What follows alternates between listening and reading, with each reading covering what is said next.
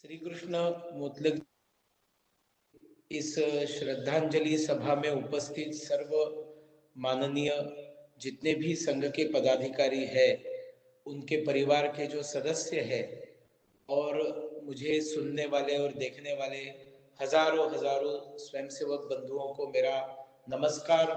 और सबसे पहले मैं श्री कृष्ण मोतलग जी की पुण्यात्मा को कोटि कोटि वंदन करता हूँ।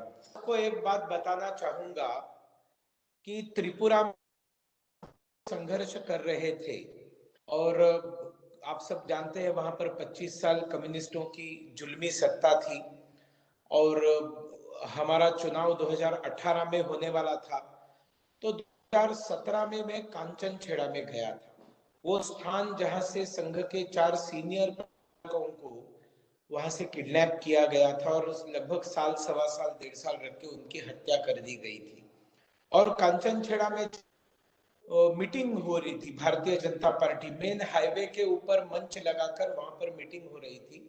और बाकी जिस तरह से वेस्ट बंगाल में सीपीएम ने टेरर का माहौल 34 साल वहां पर बनाए रखा था, उसी तरह से 25 साल त्रिपुरा में भी एक टेरर का माहौल वहां पर बनाए रखा था।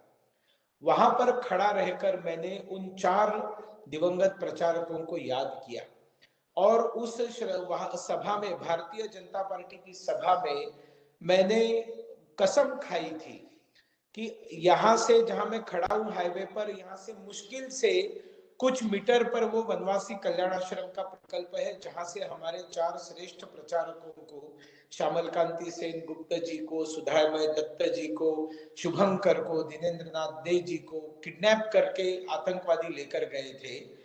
वहां से मैं केवल 1 किलोमीटर से भी कम दूरी पर खड़ा हूं, लेकिन मैं आज कसम खाता हूं कि जब तक इस राज्य से उन वामपंथियों को उखाड़ कर मैं नहीं फेंकूंगा, तब तक मैं चैन से नहीं बैठूंगा। इन चारों को वही असली श्रद्धांजलि होगी कि यहाँ से जो इसके लिए जिम्मेवार थे, से केवल क्रिश्चियन चर्च इसके लिए जिम्मेवार नहीं था।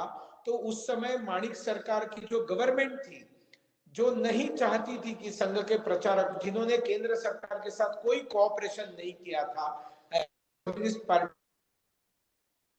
उखाड़ने का प्रण हम सब लोगों ने मिलकर लिया था।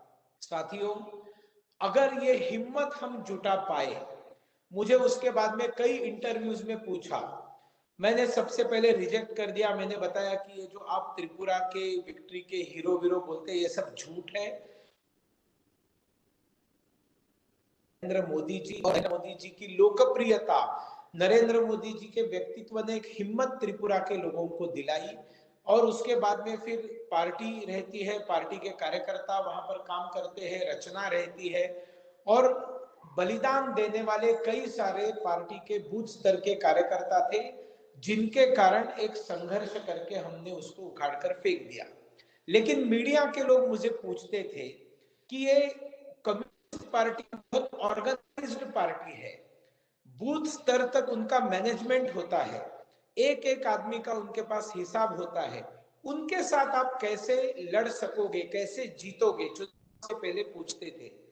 तब मैंने उनको सवाल का जवाब देते हुए कहा कि देखो, कम्युनिस्ट पार्टी का बहुत अच्छा मैनेजमेंट जरूर होगा, लेकिन हम लोग भी राष्ट्रीय स्वयंसेवक संघ के स्वयंसेवक हैं और बचपन से हम लोग शाखा चलाते समय पहले हमारी होती है, पट के अंदर गटों की व्यवस्था रहती है, गटों के अंदर गटनायक रहते हैं और इन गटनायकों की बैठक लेकर मुख्य शिक्षक कार्यवाह शाखा चलाकर साल, 2 साल, 4 साल तैयार होते हैं और उसके बाद में इसी तरह से अनुभव लेते लेते एक ऑर्गेनाइज्ड वे में हमने राष्ट्रीय स्वयंसेवक संघ को पूरे देश भर में खड़ा किया है।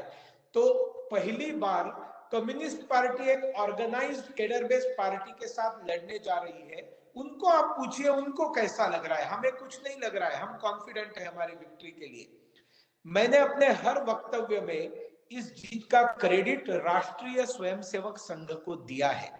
पूर्वोत्तर भारत में भारतीय जनता पार्टी लगभग सभी राज्यों में आज सरकार में है, लेकिन ये सरकार में आने का श्रेय जरूर पार्टी के संघर्ष को जाता होगा, लेकिन सालों से राष्ट्रीय स्वयंसेवक संघ के प्रचारकों ने अपने जान की बाजी लगाकर वहां पर संघर्ष किए हैं और वहां पर संघ का काम खड़ा किया है।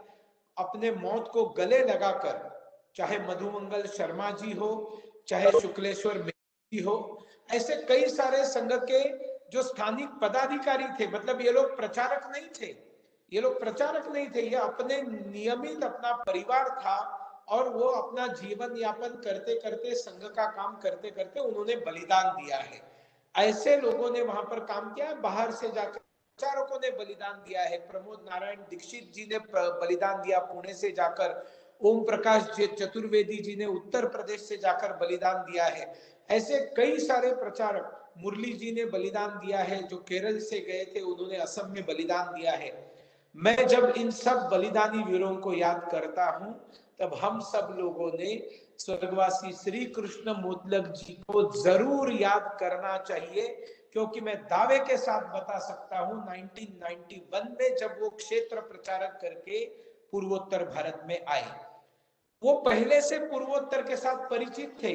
क्योंकि अब मुझे वर्ष याद नहीं है, कई लोगों ने बताया कि संघ शिक्षा वर्ग लेने के लिए उनको भेजा था और वहां पर मुख्य शिक्षक करके या शिक्षक करके गए थे और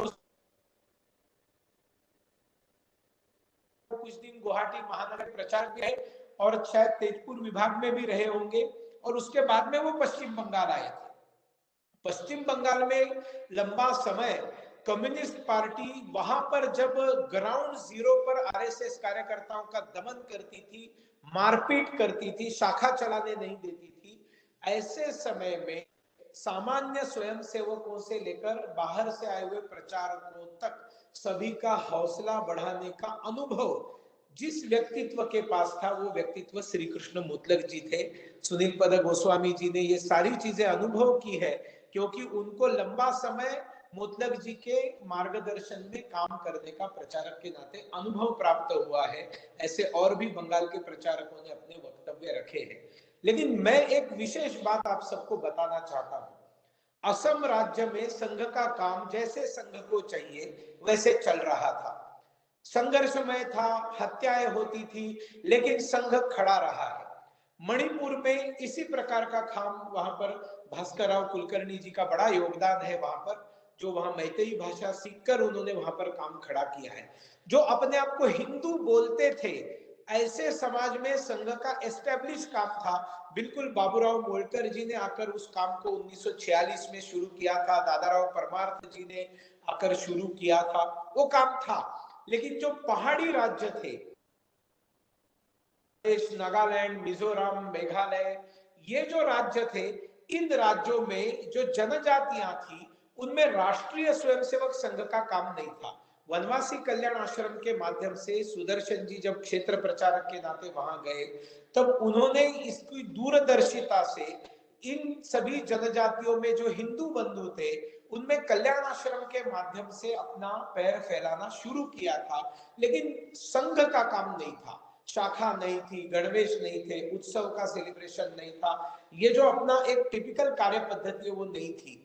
और उस समय माननीय होवे शेषाद्री जी जो अब नहीं रहे, वो जब माननीय सर कार्यवाह थे, तब उन्होंने और अखिल भारतीय कार्यकारी मंडल ने एक योजना बनाई और अलग अलग राज्यों को गोद दिया। जैसे पश्चिम बंगाल को त्रिपुरा गोद दिया, मणिपुर को कर्नाटक को गोद लेने के लिए कहा।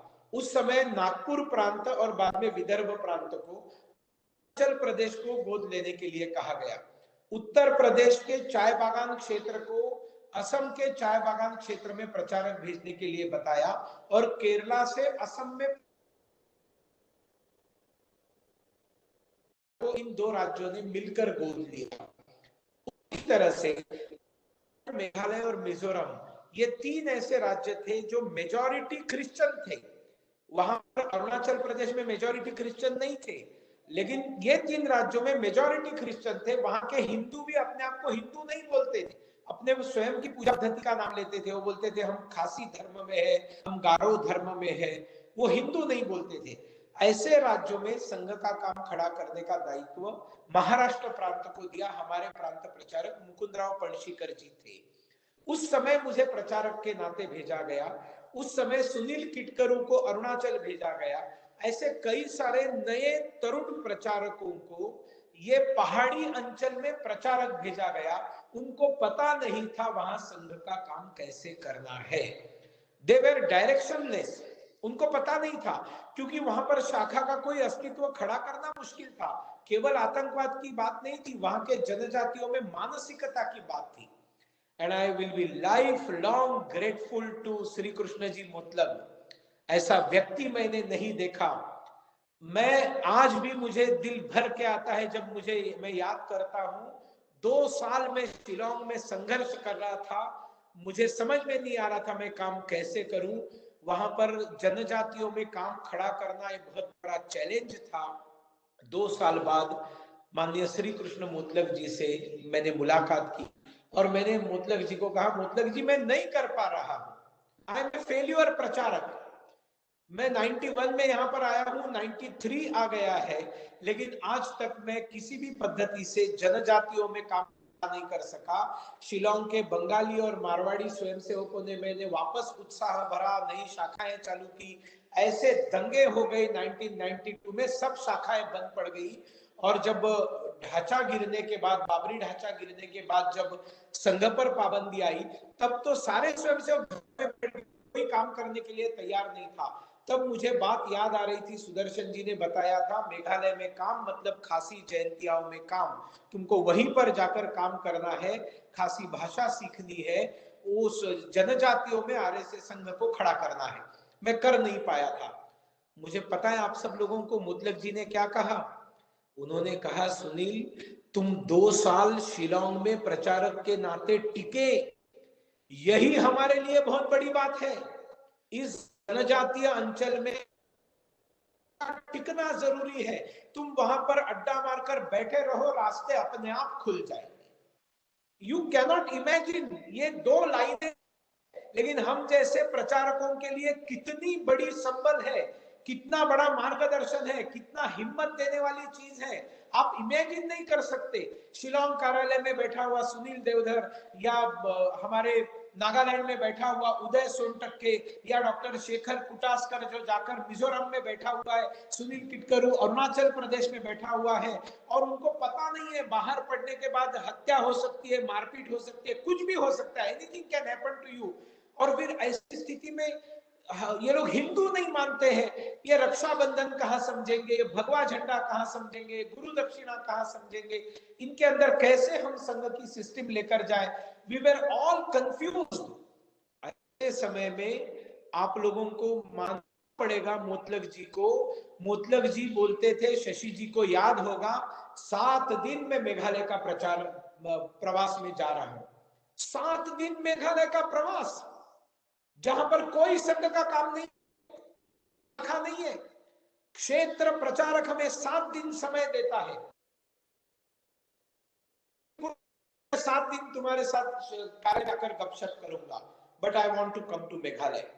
यहाँ जितने भी वो प्रचारक है जो जनजातीय अंचल में नागालैंड, मिजोरम, मेघालय, अरुणाचल प्रदेश, इन राज्यों में प्रचारक थे, उनका पूछिए, वो लोग बताएंगे कहीं 5 दिन, और ये रात्रि निवास की जो आंकड़े में बता रहा हूं, क्योंकि एक रात रात्रि निवास करना मतलब 2 दिन पूरे नहीं होते हैं। जब आप 2 रात रात्रि निवास करते हैं, तब एक पूरा दिन 24 आवर्स आप देते हैं वहां पर। इसलिए जब कोई कहता है मैंने 3 रात निवास किया, मतलब उसने 2 दिन पूरे दिए। जब 7 दिन क्षेत्रीय प्रचारक रात्रि निवास के लिए दे रहे, means he is giving complete 6 days for you, और उनको लेकर जाने लगा। आप लोग इमेजिन नहीं कर सकते हैं, जो बाजार बस होती है, बाजार, हमारे पास संसाधन नहीं थे, हमारे पास गाड़ियां नहीं थी। मैं शिलोंग में प्रचारक था, 3 साल बाद मुझे स्कूटर मिली है। 3 पैदल चले, मैंने मेरा 25 kg वजन घटाया है पैदल चल के।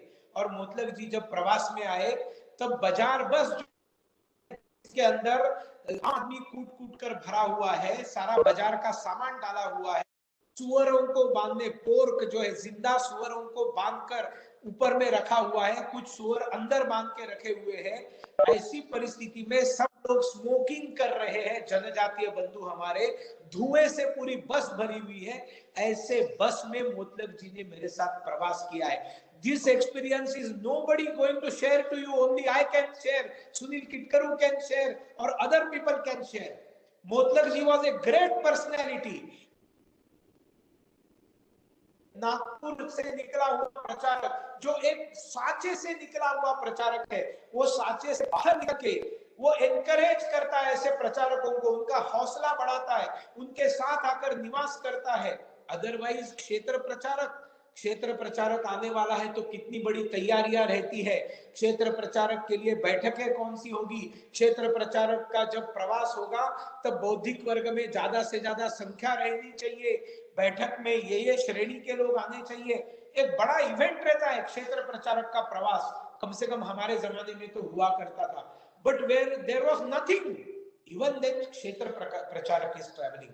नॉट ओनली दैट मच, केवल इतना नहीं है, सुनील देवधर मेघालय में प्रवास कर रहा है, मेघालय में प्रचारक है। विनय तारे वो वहां पर अरुणाचल में एक पासीघाट में जिला प्रचारक है। नागपुर में आने के बाद मोतलक जी इन सबके घर में जाते थे, क्योंकि इनके सबके घर के लोग टेंशन थे, हमारा बेटा ऐसी जगह पर प्रचारक है जहां नहीं पता नहीं वो जीवित वापस आएगा या नहीं आएगा। पुणे में जाते थे, मेरे माताजी पिताजी से मिलते थे, मुंबई में होते थे तो मुंबई में मेरे भाई से जाकर मिलते थे।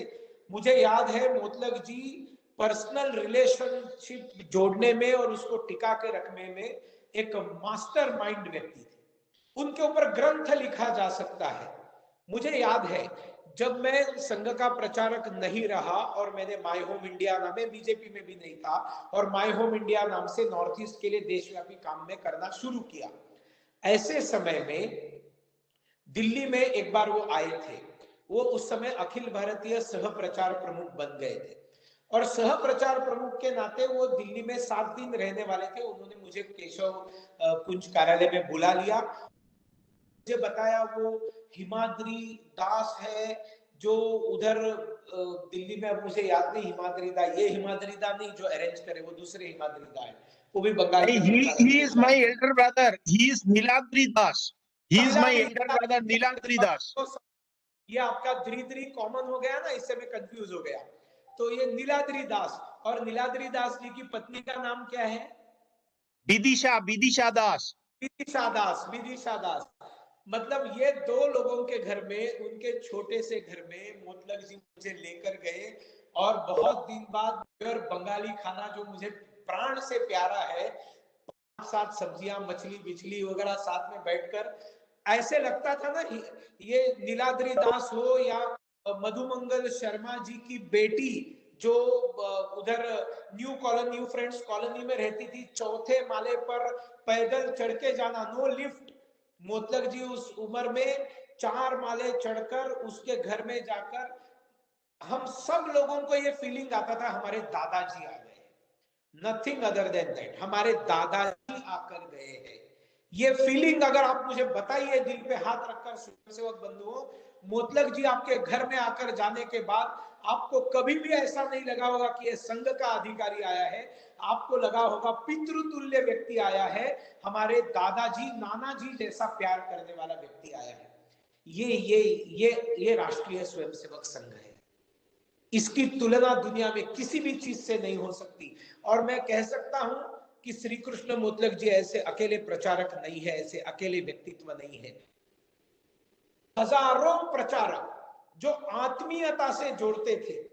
मैं और एक अनुभव शेयर करना चाहूंगा। मेरे घर में एक बहुत बड़ा संकट है, बहुत बड़ा संकट है। ऐसा संकट था कि जिसके कारण मुझे मेरे घर में रहना आवश्यक था। माताजी पिताजी बुजुर्ग थे और वो बहुत हरकत में आ गए थे, बहुत संकट में आ गए थे, बड़े टेंशन में आ गए थे।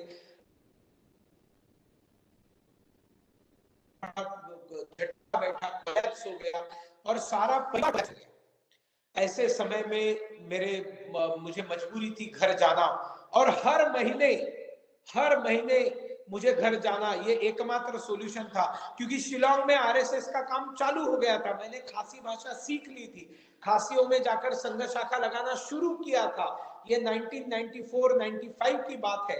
उस समय संघ का प्रवेश जनजातियों में हो चुका था। It was a big breakthrough, ice breaking. ये आइस ब्रेकिंग शब्द जो है ये मोतलक जी ने मुझे बताया है, सुनील तुमने आइस ब्रेकिंग काम किया है। तो वो काम चालू हो गया था और मैं मेघालय छोड़कर 6 महीना घर में जाकर रहना संभव नहीं था, नुकसान होता था। प्रचारक कभी इतने घर आता जाता नहीं है, लेकिन मोतलक जी ने आसाम प्रांत के सभी लोगों को कन्विंस कराया और मुझे ये एक रियायत दे दी कि महीने में 8-10 दिन तुम अपने घर में रहना, लेकिन बाद में कम से कम 1 महीना मेघालय में आकर रहना। और मैं ट्रेन से आता जाता था तो हमेशा कलकत्ता कार्यालय में रहता था। कलकत्ता कार्यालय में सभी ने मुझे बहुत प्रेम दिया, सुनील पद गोस्वामी जी से, वहां हरिदा कार्यालय प्रमुख थे। लेकिन उनमें कई प्रचारकों में ये चर्चा का विषय रहता था, ये कैसा प्रचारक है, कैसे, मतलब ये मैं बता रहा हूं ना, आउट ऑफ द बॉक्स आकर थिंकिंग कि ये प्रचारक का घर जाना भी जरूरी है, ये घर कोलैप्स हो जाएगा तो ये काम नहीं कर सकेगा, लेकिन अगर ये घर जाएगा तो मेघालय का काम कोलैप्स होगा। जो संघ की चौखट हमारा विचार है, मुझे मोतलक जी ने सहयोग करके उस समय उस संकट से बाहर निकाला। और बाहर निकाला इसलिए 1995 में वो संकट आया। 1998 का काम करते वहां पर अगला जो मेरा जिला प्रचारक आया था उसको एस्टेब्लिश करके उसके बाद में मैं प्रचारक के नाते महाराष्ट्र में शिफ्ट हो गया। मुझे याद है, आत्मीयता की बात है, मेरी एक आदत है, मैं सबके जन्मदिन नोट डाउन करता हूँ और उनको जन्मदिन पर विश करता हूँ। रोज 5-7 लोगों के जन्मदिन, मेरे पास 1000-1500 लोगों का डेटा है। वो मैंने प्रचारक निकलते समय मेरे माननीय संघ चालक जी ने मुझे एक किताब भेंट दी थी, डेल कार्नेज की how to win friends and influence people. उसमें एक मुद्दा है कि आप लोगों के जन्मदिन याद करो, उनको विश करो, लोग जोड़ने का एक तरीका है। मैंने मोतलक जी का भी जन्मदिन नोट डाउन किया, गपशप में नोट डाउन किया। 25 अक्टूबर उनका 1936 का जन्म है, तो मैंने वो नोट डाउन कर लिया था। और मैंने अरेंज करके उनके 60 साल पूरे होने वाले थे 1994 में, हाँ 1934 का उनका जन्म है, और मैंने उनका ऐसा प्रवास मांग लिया कुशलता से कि वो शिलांग में रहेंगे। And on 25 October 1994 he was in Shillong. और मैंने उनको बताया नहीं, आर्य समाज में मैंने पूजा रखी। आर्य, क्योंकि संघ का बहुत नेसेंट काम था, बहुत ज्यादा नहीं था 1994 में। और मैंने वहां प्रमुख स्वयंसेवकों को, खासी समाज के कुछ गणमान्य लोगों को वहां बुलाया और मोतलक जी को कुछ बताया नहीं, और डायरेक्ट मैंने बताया एक बैठक है, वहां बैठक में आपको आना है। जाकर देखते हैं तो होम हवन हो रहा है, और वहां पर बैठकर मैंने बताया मोतलक जी आज आपको 60 साल पूरे हो गए, 61 वर्ष में आपका प्रवेश किया, आप तो संघ के प्रचारक हो, you are not bothered about your birthdays. और नहीं तो हम लोगों में 61 बहुत बड़ा कार्यक्रम रहता है, किसी के भी 60 साल पूरे होते हैं तो सारा परिवार जो है ये उनकी 61 मनाता है। मुझे मालूम है ये संघ का प्रचारक है, इनके सारे रिलेटिव्स अगर नहीं ये लोग चाहेंगे भी तो मोतलक जी नहीं जाएंगे, 61 के लिए अलग से समय नहीं देंगे, वो अपने काम को प्रायोरिटी देंगे। मैंने उनकी 60 बोल सकते हैं, 61 बोल सकते हैं, वो कार्यक्रम शिलोंग में मनाया। तब उन्होंने मुझे बताया, मतलब एक मैं बताता हूँ ना, मुझे पिता समान उनके प्रति भावना मन में निर्माण हो गई थी। बहुत सारी बातें बता सकता हूँ, अंतिम एक विषय बताकर मेरा विषय समाप्त कर, टाइम हो गया है, और बहुत सारे वक्ताओं ने उनके व्यक्तित्व को रखा है। मेरे घर में बहुत बड़ा संकट आया था ना, तब एक बार वो मुंबई में आए थे और मैं चुका था, मन से टूट चुका था, I was literally destroyed from inside. मैं मोतलक जी के सामने बैठा और मैंने बताया मोतलक जी मुझे मेरी प्रचारक जीवन यात्रा बहुत मुश्किल दिखाई दे रही है, क्योंकि मुझे पता नहीं चल रहा है how I can survive my family, basically my parents. उस समय मोतलक जी ने मुझे एक बात बताई, उन्होंने कहा सुनील, भगवान व्यक्ति को उतने बड़े संकट देता है जितनी बड़ी उसकी क्षमता रहती है उसको टैकल करने की। तुम्हें मालूम है भगवान ने इतना बड़ा संकट क्यों दिया है? क्योंकि भगवान जानता है तुम्हारे अंदर क्षमता है, इस संकट को तुम लड़ सकोगे। कैन यू इमेजिन क्या पूंजी थी वो। अगेन 2 लाइन, 2 लाइन उन्होंने मुझे बताए और उन्होंने मेरे अंदर का वो जो हनुमान के अंदर की क्षमता जागरूक करने की बात, तो हनुमान वाढ़ता वाढ़ता वाढ़े भेदिले शून्य मंडला, वो उड्डान करके लंका चला गया, उसकी शक्ति की याद दिलाई। मोतलक जी ने मुझे सिर्फ एक लाइन में मेरे अंदर की शक्ति की मुझे याद दिलाई कि निज को तू जान जरा शक्ति पहचान, तेरे वाणी में युग का आह्वान है रे। ये सिर्फ गाना गाने की चीज नहीं है, व्यक्ति के अंदर की क्षमताओं को याद दिलाने का काम सीनियर प्रचारक का दायित्व होता है। जब आपका जूनियर डाउन हुआ है, आपका स्वयंसेवक डिमोरलाइज हुआ है, उसका के सब तरीके, कोई ऐसा तरीका मुतलक जी ने नहीं बाकी रखा कि जो इसको मुझे मॉरल बूस्ट करने का काम। I can share many thoughts, I can share many incidences, I have number of incidences जो यूनिक है, और इसलिए जब कभी कोई इसके ऊपर लिखेगा जरूर बताऊंगा। और मैं आज दावे के साथ बता सकता हूं कि आज मैं भारतीय जनता पार्टी में हूं, मैं प्रचारक नहीं हूं, मैं भारतीय जनता पार्टी में नेता के नाते काम कर रहा हूं। इसलिए मैं हमेशा बताता हूं कि मैं व्यवस्था से प्रचारक नहीं हूं, मैं मानसिकता से प्रचारक हूं। और ये मानसिकता से प्रचारक ना अकेला मैं हूं, हमारे देश के प्रधानमंत्री भी मानसिकता से प्रचारक है, मैं दावे के साथ बता सकता हूं। और ऐसे लोगों का निर्माण जिन हजारों प्रचारकों ने किया है, अपने व्यवहार से उनको सिखाया है, भाषण से नहीं सिखाया है। मुतलक जी ने भाषण से नहीं सिखाया है लोगों को, अपने व्यवहार से सिखाया है। सिंपलिसिटी कैसे होनी चाहिए उन्होंने भाषण से नहीं सिखाया, खुद सिंपल रहकर लोगों को दिखाया कि ऐसी सिंपलिसिटी होती है। सिंपल लिविंग, हाई थिंकिंग कैसे होता है।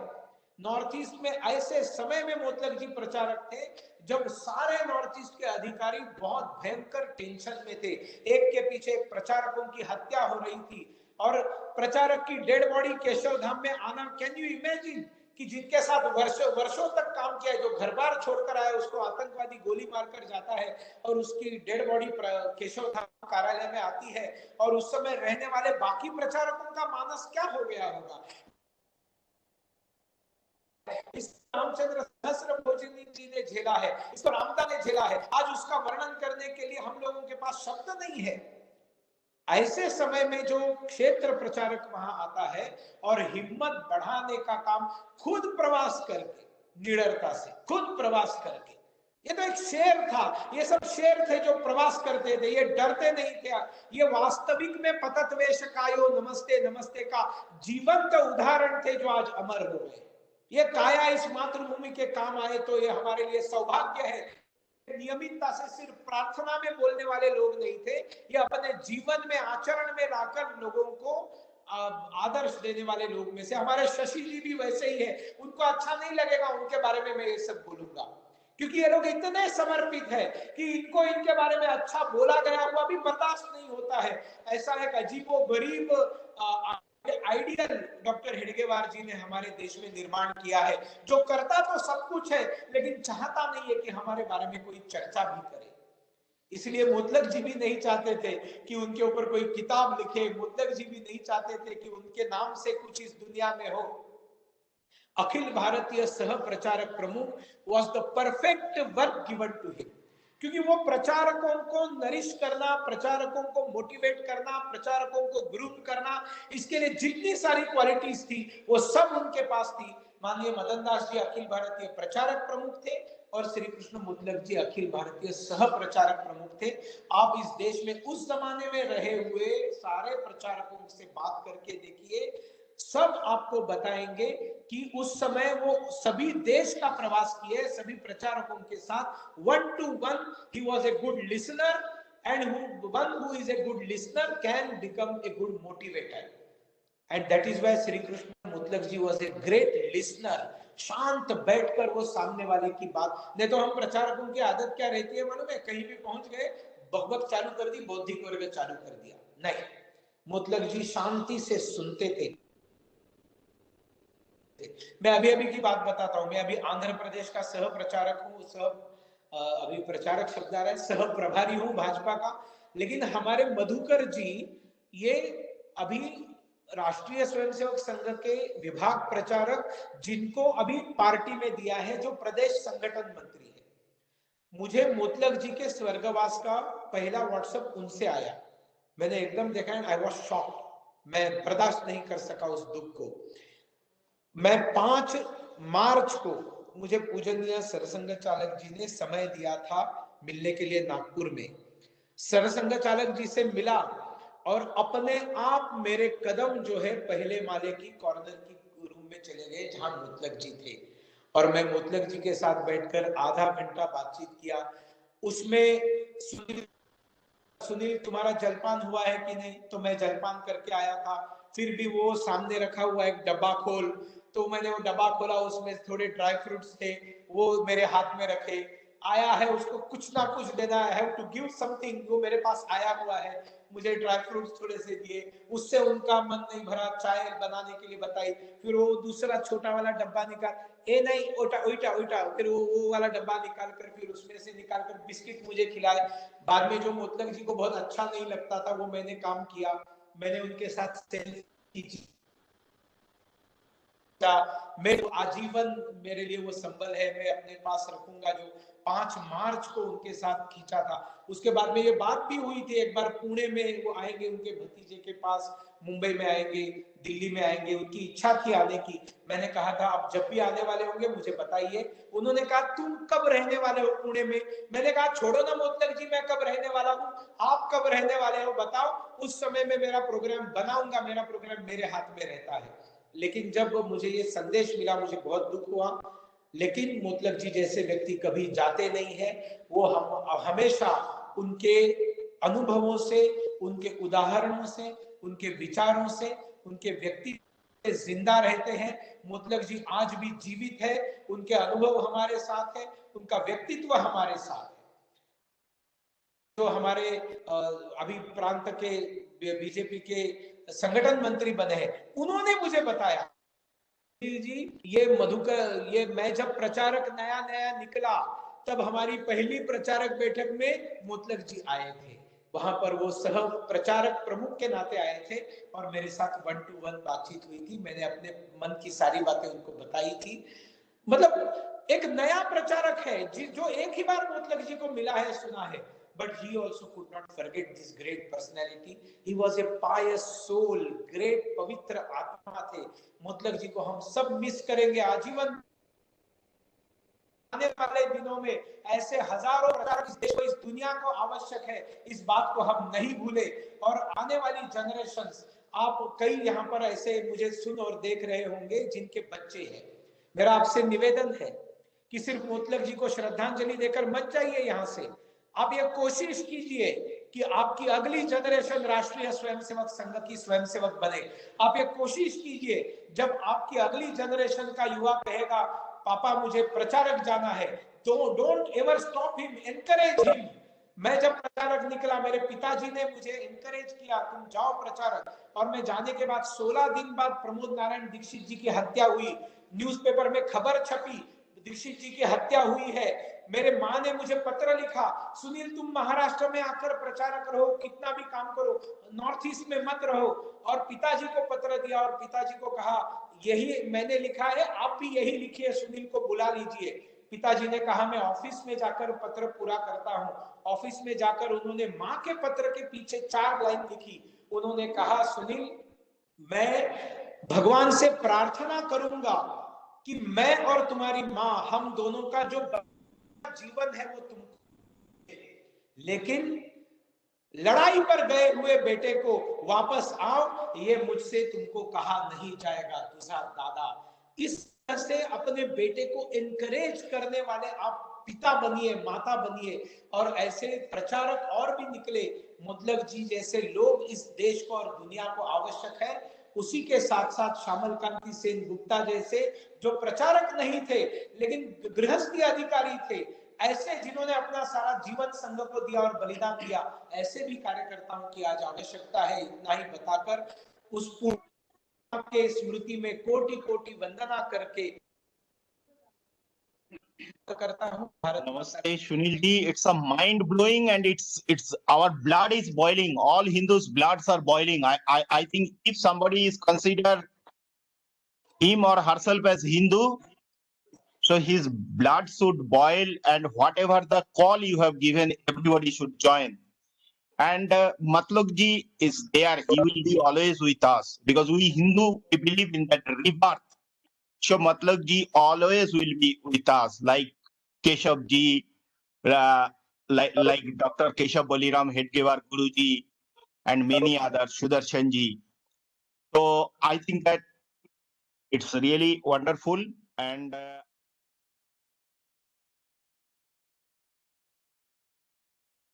सर्वे भवन्तु सुखिनः सर्वे भद्राणि सर्वे सन्तु मा निरामयाः कश्चित् दुःखभाग् भवेत् ॐ शान्ति शान्ति Shanti, शान्तिः Shanti. Now we'll just share our screen, Bande Mataram song, and we all will stand and sing. Vande Mataram Vande Mataram सुजलां सुफलां मलयज शीतलां शस्य श्यामलां मातरं वन्दे मातरम् शुभ्रज्योत्स्नां पुलकितयामिनीं पुल्यकुसुमित द्रुमदलशोभिनीं सुहासिनीं सुमधुरभाषिणीं सुखदां वरदां मातरं वन्दे मातरम् कोटि कोटि कंठ कल कल निनाद करले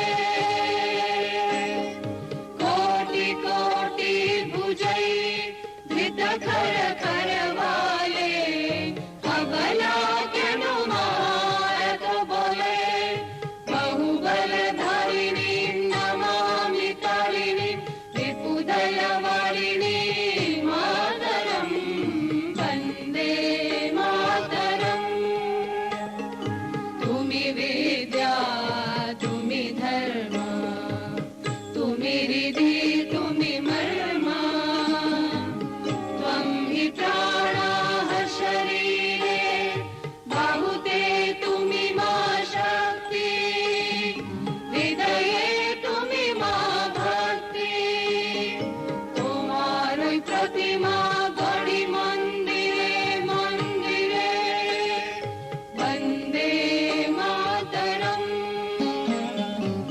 ত্বং হি দুর্গা দশ প্রহরণ ধারিণী কমলা কমল দল বিহারিণী বাণী विद्यादायिनी नमामि त्वां नमामि कमलाम् अमलाम् अतुलां सुजलां सुफलां मातरम् वन्दे मातरम् श्यामलां सरलां सुस्मितां भूषितां